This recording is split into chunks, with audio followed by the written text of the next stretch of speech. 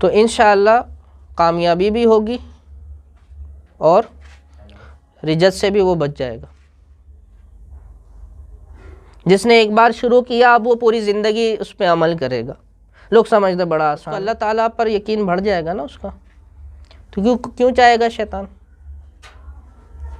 کہ آپ کو فائدہ ہو؟ یوں کرے کہ جیسے اپنی تعداد کو جاری رکھے، عمل کو چھوڑے۔ سب سے آسان طریقہ ہے نا رجت اتارنے کا، چاہے وہ کسی بھی قسم کی رجت ہو۔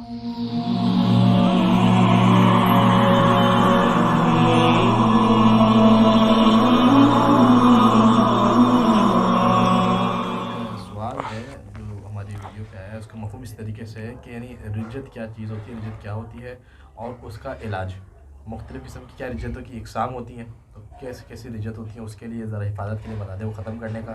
اور جو لوگ اعمال اپنا پڑھتے ہیں وہ معمولات میں نہیں رکھ پاتے، اس سے جو معاملات ہوتے ہیں اس کے لیے بھی۔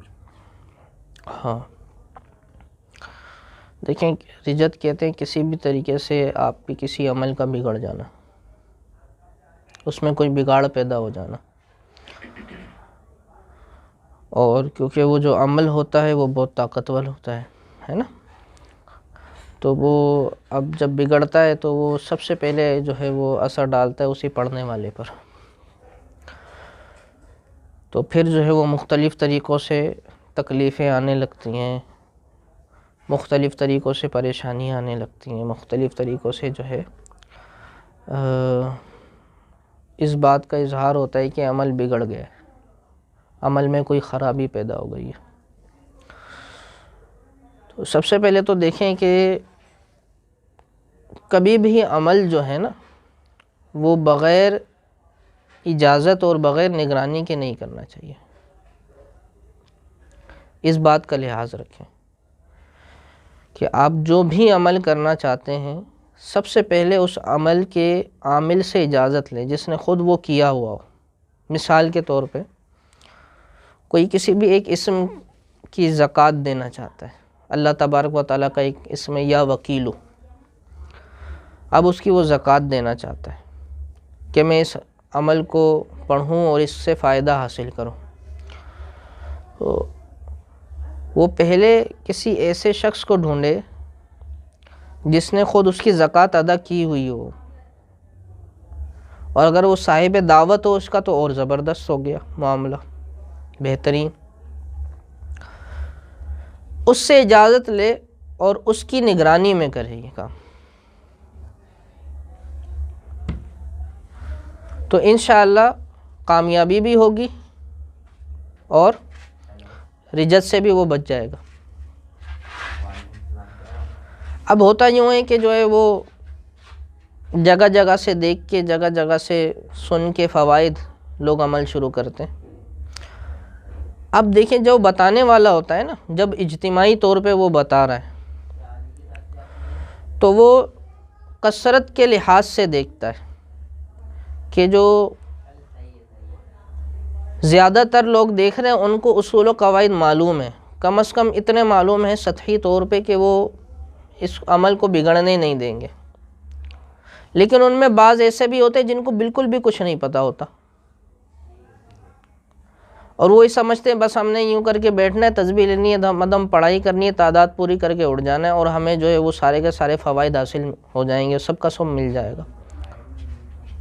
باقی وہ جھوٹ بھی بول رہا ہوگا، حرام بھی کھا رہا ہوگا، نماز بھی نہیں پڑھ رہا ہوگا، سارے کے سارے ایسے کام وہ کر رہا ہوگا، کیا پتہ اس کا تلفظ بھی صحیح نہ ہو، غلط پڑھ رہا ہو،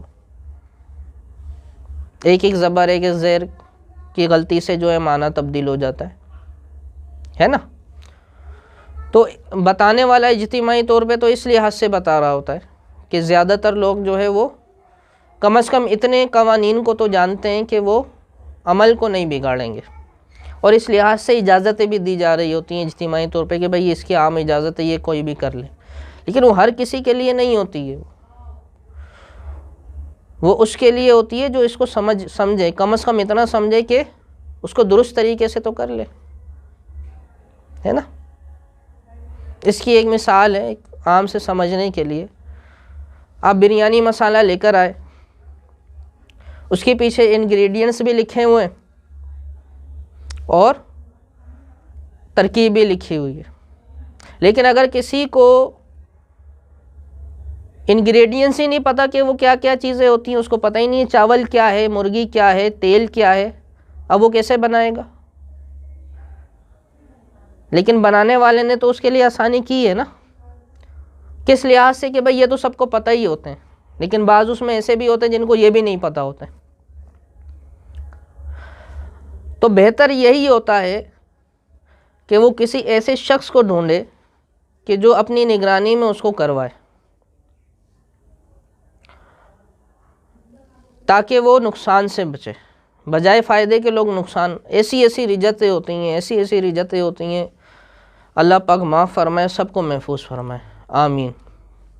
اور بہت برا اثر ہوتا ہے، اور بڑے بڑے جادو جنات کے اثر سے زیادہ برا اثر ہوتا ہے اس کا، رجت کا. وہ یوں ہی ہوتا ہے کہ اعمال کرتے ہوئے بے دہانی، غلطیاں کرنا، جان بوجھ کے جو کچھ کہا گیا اس میں اس کو جان بوجھ کے چھوڑنا اور بار بار چھوڑنا.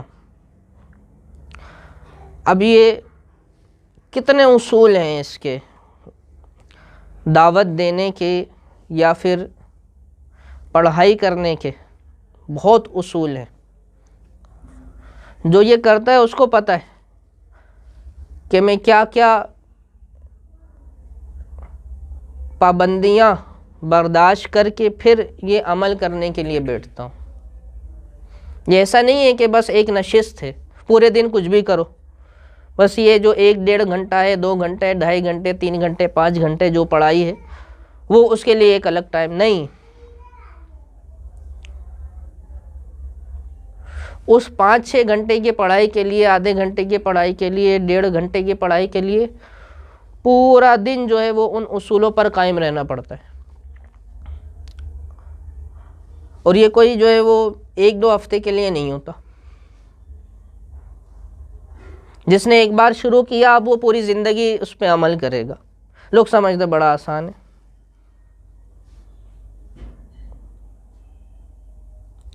ایسا نہیں ہے. خود جب کرتے ہیں تو خود یعنی پتہ لگتا ہے کہ یہ کتنا جو ہے وہ مشکل کام ہے، اور بزرگان دین نے اس پہ کیسے محنت کی ہے. یوں دیکھ لیجئے نا، اتنی آسان بات ہے کہ ہر ایک شخص جو ہے نا دنیا میں، دنیا دار، وہ محنت کیوں کر رہا ہے؟ تاکہ وہ اپنی خواہشات کو پورا کر سکے، ہے نا. زیادہ سے زیادہ پیسہ کمانے کی خواہش کیوں ہے؟ تاکہ وہ اپنے ہر ایک شوق کو پورا کرے، ہر ایک خواہش کو پورا کرے. لیکن اس کام میں سب سے پہلی شرط یہ ہے کہ کوئی خواہش پوری نہیں کرنی. محنت بھی کرنی ہے لیکن کوئی خواہش پوری نہیں کرنی، پہلی شرط ہے یہ. اور اس کو آسان سمجھا جاتا ہے نا. اب سن کے ابتدان تو بڑا شوق ہو جاتا ہے کہ بھئی اتنے سارے فوائد ہیں اس عمل کے، یہ تو بس کوئی مسئلے کی بات ہی نہیں ہے، آدھا گھنٹہ 1.25 گھنٹہ تو میں نکال لوں گا. شروع کر دیا. اب آپ نے شروع کیا ہے تو بظاہر تو یہ لگ رہا ہے کہ آپ نے بس عمل شروع کیا ہے، لیکن حقیقتاً کیا کیا ہے؟ آپ نے کائنات کو ایک پیغام دینا شروع کیا ہے کہ مجھے یہ والا پاور چاہیے.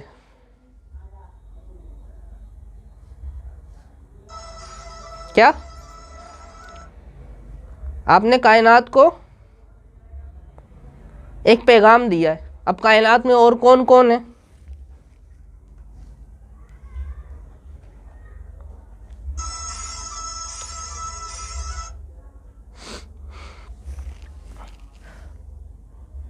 اس میں 2 طرح کی طاقتیں ہیں، ایک مثبت اور ایک منفی.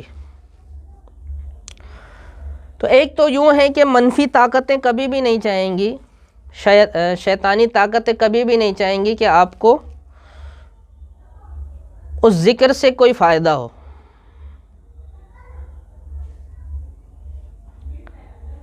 کبھی بھی نہیں ہوگا ایسا. کیوں ہوگا؟ چلے اگرچہ کوئی جو ہے وہ اپنی دنیا کے مقصد کے لیے ذکر کر رہا ہے اور اس کا مقصد پورا ہوگا تو کیا ہوگا؟ اس کو اللہ تعالیٰ پر یقین بڑھ جائے گا نا اس کا. تو کیوں چاہے گا شیطان کہ آپ کو فائدہ ہو؟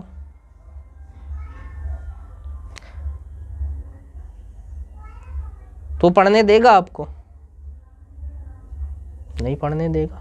کبھی بھی نہیں چاہے گا کہ آپ کو اللہ کے ذکر سے دنیاوی فائدہ بھی ہو جائے.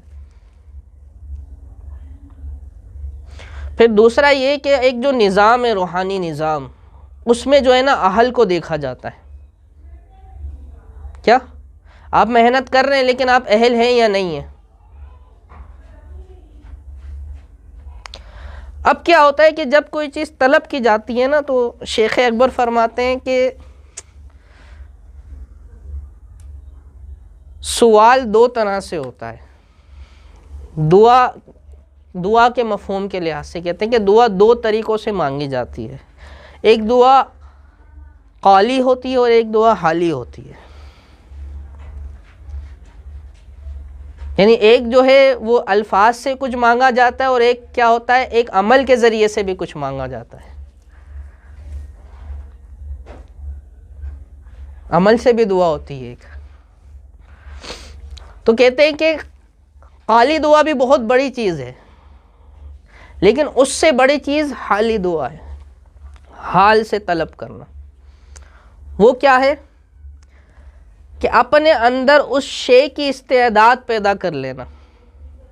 کیونکہ اللہ تعالیٰ کا اصول یہ ہے کہ پہلے وہ استعداد دیتا ہے اور پھر اس چیز کو عطا کرتا ہے.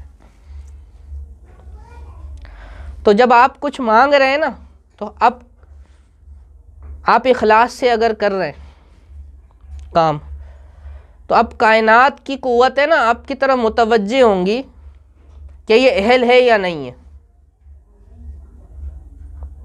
اگر تو آپ اہل ہیں تو عمل کھلنے لگے گا، ورنہ پہلے آپ میں وہ استعداد پیدا کی جائے گی نا. پہلے تو آپ کی ٹریننگ ہوگی، پہلے تو آپ کو گھسا جائے گا، رگڑا جائے گا. استعداد ایسی تو پیدا ہوگی.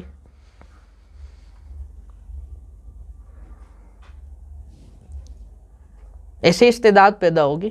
اور اگر آپ نے صرف یہ سوچا تھا آدھا گھنٹہ پورے دن میں دینا ہوگا، باقی تو میں اپنا جو بھی کروں، ادھر ادھر گھوموں، آوارہ گردی کروں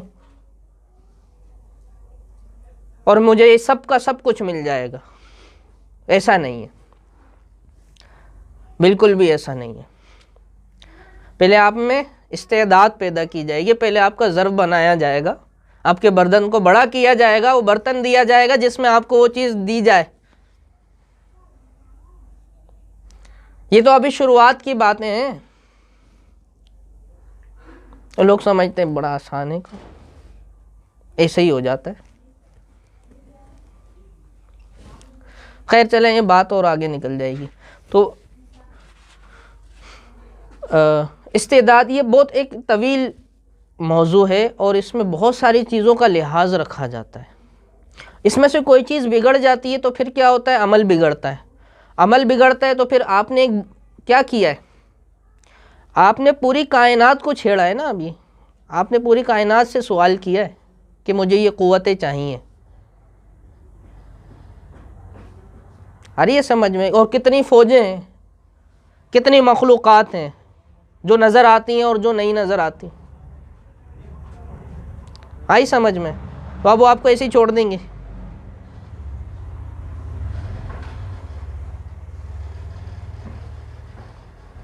دشمن آپ کو چھوڑ دے گا. آپ نے یہ ارادہ کیا کہ بھئی میں ابھی اللہ تبارک و تعالیٰ کے خاص بندے جو ہیں ان کے لشکر کے، ان کے فوجوں میں سے ایک بندہ بنوں گا، اور اپنے آپ کو اس لحاظ سے کائنات میں متعارف کروا دیا آپ نے بیٹھ کے، اور اب بھاگ رہے ہیں آپ اور چھوڑ دیں گے آپ کو. دشمن چھوڑ دے گا. یعنی جن کے پشت پناہی سے آپ کو مدد تھی، وہی بزرگان دین، اور آپ کا جو عمل تھا جس سے آپ کو مدد تھی، اس کو چھوڑ دیا. اپنے ساری زرہ اتار دی، اپنے جو ہے وہ بلٹ پروف جیکٹ اتار دی، اور اب سوچ رہے ہیں کہ ہم بچ جائیں گے. اور آپ نے چھیڑا کس کو ہے سامنے؟ پوری شیطانی طاقت کو چھیڑا ہے. اور یہ اس جہاں میں، اس دنیا میں جو عالم اسفل ہے، جہاں پر شیاطین کو حکومت دی گئی ہے، یہاں پر چھیڑ دیا اور اب کہنے چلو جی 10-15 دن کیا تھا کوئی بات نہیں، اللہ خیر کرے گا، چھوڑو، پھر ہوتی ہے رجت۔ ایسے ہی تو اتنی بری بری رجتیں ہوتی ہیں، شیاطین آگے مارتے ہیں۔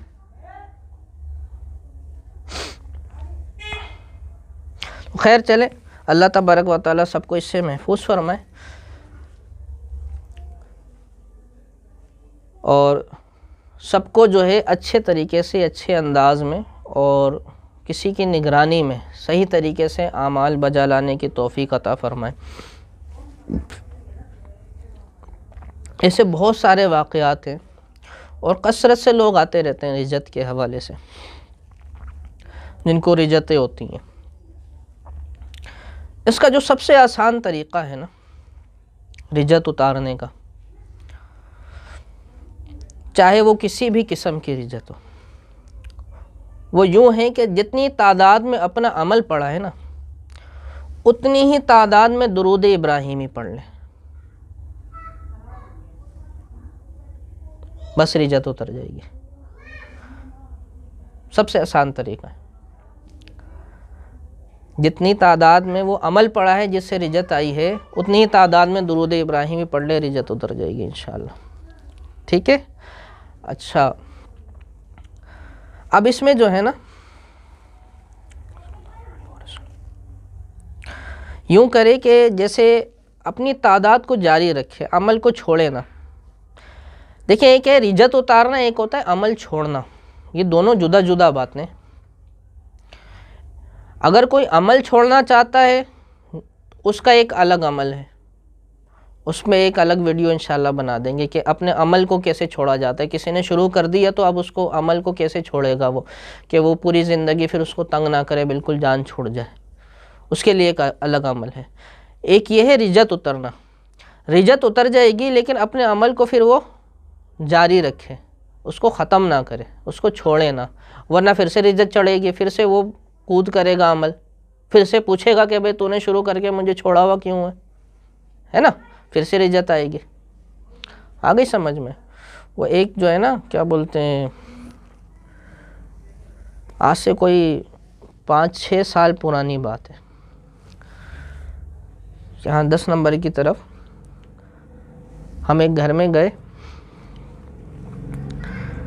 تو وہ اچھے خاصے کھاتے پیتے لوگ تھے، وہ تھے کہ سونار تھے شاید، تو ان کے یہاں خاتون تھیں، ان کا مسئلہ نا کسی سے سولو نہیں ہو رہا تھا۔ ہم گئے تو انہوں نے یہ ساری کہانیاں سنانا شروع کر دی کہ بھائی کون کون آیا ہے، کون کون آیا ہے، یہ آیا، یہ آیا، یہ آ کے گیا۔ اب وہ یعنی وہ ایک انداز تھا ان کا کہ یہ بچہ آیا ہے، یہ دیکھے گا، یوں ایسا انداز تھا۔ تو میں نے بولا چلو اللہ خیر کرے گا انشاءاللہ۔ تو میں نے بولا ہوتا کیا ہے یہ بتاؤ؟ کہ لیں گے بھائی ہمیں یہاں پہ جو ہے نا دوڑتے دوڑتے لوگ نظر آتے ہیں گھر میں اور غائب ہو جاتے ہیں، اور جو ہے وہ نقصان تو کوئی نہیں دیتے، لیکن باقاعدہ جو ہے نا وہ اور لوگوں کا احساس ہوتا ہے ہمیں باقاعدہ کہ کوئی یہاں پر ہمارے ساتھ کوئی ایسے خاندان کوئی ٹپر رہتا ہے ہمارے ساتھ۔ میں نے بولا اچھا، تو اگر پریشان نہیں کر رہے تو کیا چلیں گے؟ نہیں بھائی ہماری زندگی خراب ہوئی ہوئی ہے، کبھی بھی نقصان پہنچانے۔ کہنے لگے ہم نے فلاں کو دکھا لیا، فلاں کو دکھا لیا، کسی کو کچھ سمجھ نہیں، کوئی بولتا ہے جادو ہے، کوئی جنات ہے، کوئی یہ ہے، کوئی یوں ہے۔ میں نے بولا اچھا چلو گھر دکھاؤ۔ اب گھر دیکھنے لگے نا تو ایک جگہ تھی، ایک چھوٹا سا نا انہوں نے سمجھ لیں کہ 4 دیواری ٹائپ کچھ بنایا ہوا تھا، وہ نماز پڑھنے کی نا جگہ انہوں نے الگ کی ہوئی تھی، چھت نہیں تھی، 4 دیواری تھی۔ تو میں نے بولا یہ کیا ہے؟ کہ لیں گے یہ مسجد ہے گھر والوں کے لیے۔ میں نے بولا کھول کے دکھاؤ۔ انہوں نے کھولا، میں نے جب جا نماز میں نظر ڈالی نا، میں نے بولا تم کیا پڑھائی کرتی ہو ادھر؟ کہ ہاں میں تو پوری رات پڑھائی کرتی ہوں یہاں پہ۔ تو میں نے بولا پہلے کیوں نہیں بتا رہی ہے تم پڑھائی کرتی ہو یہاں پہ؟ کہ نہیں میرے کو تو بہت شوق ہے، میں یہاں پہ پڑھائیاں کرتی ہوں. اس نے بتایا میں یہ صورتیں پڑھتی ہوں, اتنی تعداد میں اسماء الہیہ پڑھتی ہوں, یوں پڑھتی ہوں. میں نے بولا یہی تو ہے وہ جو تم پڑھ لو کہ لے اچھا یہ اسی وجہ سے آ رہے سارے کے سارے. میں نے بولا ہاں اسی وجہ سے آ رہے. تو میں نے بولی نہیں میں تو ان چیزوں کے لیے نہیں پڑھتی, میں تو اللہ کی رضا کے لیے پڑھتی ہوں. میں نے بولا اب کیا کریں؟ میں نے بولا تمہیں رکھنا ہے نہیں رکھنا؟ بولے نہیں مجھے تو نہیں رکھنا. میں نے بولا دیکھ لو اچھی چیز ہے رکھ لو تمہارا فائدہ ہوگا. بولی نہیں مجھے نہیں رکھنا. تو میں نے بولا اچھا چلو ایک گلاس دودھ لے کر آؤ. تو انہوں نے بولا بھائی وہ دودھ تو ابھی نہیں مل رہا, وہ فلیور ملک مل رہا ہے. میں نے بولا چلو وہی لے آؤ. جو ہے وہ پھر وہ لائے. تو میں نے بولا یوں کرو. وہ پورا کا پورا عمل جو ہے نا دودھ میں اتروا کے پی لیا. اور پھر جو ہے وہ میرے خیال سے 2 سے 3 دن گزرے. پھر وہ آئے ان کے شوہر نا, کہنے لگے نہیں الحمدللہ اب کوئی بھی نہیں ہے وہاں پہ, کسی کا بھی احساس نہیں ہو رہا. تو اب وہ جو اتنی تعداد بڑی تعداد میں وہ پڑھ رہی تھی, وہ انہوں نے جگہ بھی فکس کی ہوئی تھی, مصلی بھی فکس کیا ہوا تھا, جگہ بھی 4 دیواری بھی بنائی ہوئی تھی اور اس میں وہ بیٹھ کے پڑھتی تھی اور سب کو احساس ہوتا تھا. اسی طرح جو ہے آ جائیں قریب آ جائیں. یہاں جو ہے نا شہر کی طرف جو ہے وہ ایک گئے تھے ہم وہاں پہ. تو وہ ایک یونیورسٹی کی جو ہے نا وہ پروفیسر تھیں وہ خاتون, اور ان کے جو شوہر تھے وہ بھی جو ہے نا میڈیکل میں ایک بہت بڑی پوسٹ پر تھے, جو ہے وہ حکومتی لحاظ سے نا گورنمنٹ کے کوئی بڑے آفیسر تھے وہ. تو وہ کسی کے ذریعے سے انہوں نے سورس لگا کے ہمیں بلوا لیا تھا. ہم وہاں گئے تو اچھا میں بول کے گیا تھا ان کو یار بس 15 منٹ سے زیادہ نہیں رکیں گے, کیونکہ وہ کلینک کا بھی دن تھا. میں نے بولا دیر ہو جائے گی. تو ہم وہاں پہ بیٹھے تو انہوں نے بتایا, آئی وہ خاتون کہ حضرت یہ صوفے ہلتے ہیں یوں کر کے, اور لوگ بھاگتے ہیں, رات کو ہم سوتے ہیں, لوگ چل رہے ہوتے ہیں یہاں پر. اچھا صوفہ وغیرہ تو جو ہے نا وہ میرے سامنے بھی ہلا, اور کہنے کہ یہ میرے شوہر ہیں, یہ بھی آپ کو بتائیں گے. کہنے یہ ان چیزوں پہ یقین نہیں کرتے, لیکن صوفے ہلتے ہیں تو ان کو بھی نظر آتے ہیں, بستر ہلتے ہوئے ان کو بھی نظر آتے ہیں. بلکہ ہاں حضرت نظر آتے ہیں. اب اس کو تو ہم نہیں جھٹلا سکتے, واقعی ہوتا ہے. کوئی ایسا لگتا ہے ہم سو رہے ہوتے ہیں کمرے میں, کوئی صحن میں بھاگ رہا ہوتا ہے کوئی. میں نے بولا کوئی نقصان؟ کہ نہیں نقصان کچھ نہیں ہو رہا. چلیں گے پھر کہنے لگے وہ تو مجھے پتہ ہے کیوں ہو رہا ہے. خاتون کہنے لگے میں پڑھتی رہتی ہوں نا. پھر انہوں نے نام بتائے بڑے لوگوں کے لیے, میں نے ان سے یہ والی اجازت لی ہوئی ہے, ان سے یہ والی اجازت لی ہوئی ہے, ان سے. اور بھائی اس نے 1.25 لاکھ کی جو ہے وہ پتہ نہیں اسماء الہیہ, آیت کریمہ, سورہ جین, پتہ نہیں کیا کچھ اس نے اتنی بڑی لسٹ دے دی میرے ہاتھ میں. کہیں گے یہ میں نے کیا ہوا ہے. کہیں گے پھر میں نے بولا یہ تو اتنی ساری ہے تو پورا دن لگ جائے گا اس کا معمول رکھنے میں. کہیں گے ہاں میں پورا دن بس یہی کرتی رہتی ہوں. میں نے بولا اب کیا؟ کہیں گے بس یہ ان کو جو ہے نا میں نے کو کسی کو حوالے کرنا ہے, ان کو جو ہے نا لے جائیں یہاں سے. اب میں جو ہے نا وہ اتنی ہمت نہیں ہے میرے اندر. تو میں نے بولا اچھا صحیح ہے. پھر دودھ منگایا تو ایک خاص طریقے سے اس پہ اتارا جاتا ہے, دودھ پہ اتار کے. اچھا وہ اتنی زیادہ تعداد تھی کہ جو ہے نا وہ دودھ پینے کے 15 منٹ تک جو ہے نا وہ جسم پہ ایک لرزہ قائم رہا. اور وہ اتنی زیادہ جو ہے نا وہ یعنی وہ چیزیں بگڑی ہوئی بھی تھی نا, کچھ چیزیں ان کی. 15 منٹ تک جو ہے یہی کیفیت رہی. پھر 15 منٹ بعد کنٹرول ہو گیا الحمدللہ. یہ بھی جو ہے نا آج سے کوئی جو ہے وہ 3-4 سال پہلے کی بات ہے. اچھا پھر کیا ہوا کہ وہ لسٹ تو میرے پاس تھی. اب میں نے بولا یہ کیسے میں پڑھوں گا اتنا سارا, اس میں تو پورا دن نکل جائے گا. تو پھر یہاں پہ بلا کے الحمدللہ لوگوں کو ایسے ہی دے دیا کہ تم یہ لے لو. تم علماء بھی تھے, کچھ ایسے بھی تھے, ان میں سے بھی بیٹھے میں کافی سارے لوگ, ان میں سے بھی کافی ساروں کو دیا. الحمدللہ اپنی جان چھڑائی. جو درود ابراہیمی ہے وہ تعداد تو اب کتنے دن تک پڑھنی ہے؟ وہ جتنے بھی دن لگیں جلد سے جلد پوری کر لیں. ہاں تو اس طریقے سے ہوتا ہے جیسے بغیر نگران کے اگر پڑھتے ہیں نا تو ہمیں تو نہیں پتہ نا کہ اب اس میں خاص مخلوقات ہیں. اب وہ ظاہر ہونے کی کوشش کرتی ہیں. کوئی بیٹھ کے پابندی سے پڑھے اور تمام امور کا لحاظ رکھے، اب وہ ظاہر ہونے کی کوشش کرتی ہیں، اپنے وجود کا احساس دلاتی ہیں. لیکن اب جس کو سنبھالنی آتی وہی سنبھالے گا نا. آپ اس کی مثال لیں، بقرہ عید پہ کتنے سارے لوگوں کی گائیں بھاگتی ہیں، بیلیں بھاگتی ہیں، ہے نا؟ کیوں؟ سنبھالنی نہیں آتی نا. وہ تو معصوم گائیں، اور یہاں پہ مخلوق آ گئی تو کون سنبھالے گا؟ وہ سکھائی جاتی ہے نا. تو بہتر یہی ہے کہ اس علم کو کسی ماہر کی نگرانی میں سیکھیں. ٹھیک ہے؟ اللہ تبارک و تعالیٰ سے دعائیں ہماری غلطیاں معاف فرمائیں، اور اپنے فضل سے ہم پر اور جو ہے وہ جتنے بھی ہمارے شاگرد ہیں، جتنے بھی ہمارے متعلقین ہیں، اور جتنے لوگ دیکھتے محبت، سب پر رحم فرمائیں. السلام علیکم ورحمۃ اللہ.